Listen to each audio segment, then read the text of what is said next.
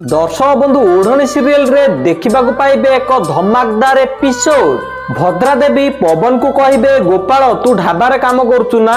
भद्रा देवी एमिति कहिले पवन कहिबे हाँ आउ पवन को पाखरे गोटे डाला रे पियाज थिबो आउ ताकू देखिकी भद्रा देवी कहिबे एथिरे जो पियाज थुआ ହେଇଛି ताकू तू 5 मिनिट भितर काटिकी देखा।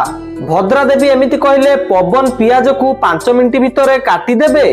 पवन एते स्पीडी पियाज काटिबे जे तांको हातरू छुरी खसी जिवो आउ से छुरी जाईकी अंश देह रे बाजिला बेलकू जीवन से छुरी को धरी नेबे। तापर अंश ता रूम रे एकुटिया थिबा समय रे सेटिकी ज्योति आसीबे आउ अंश को कहिबे सान बाबू तम जीवन द्वितीय थर बंचैले से तो भाई अनुसार तांकर कर्तव्य करूछंती तमे केबे करिवो अंश। ज्योति एमिति कहिले अंश कहबो तार किडनी दरकार सेथि पई से एमिति सब करूची। अंश एमिति कहिले ज्योति कहिबे जदि से कथा भाबी थांते ताले तमे मरिबा परे तम किडनी नबाटा सहज होई जाई थांता। ज्योति अंश को एमिति कहिले अंश पूरा आश्चर्य होई जिबे।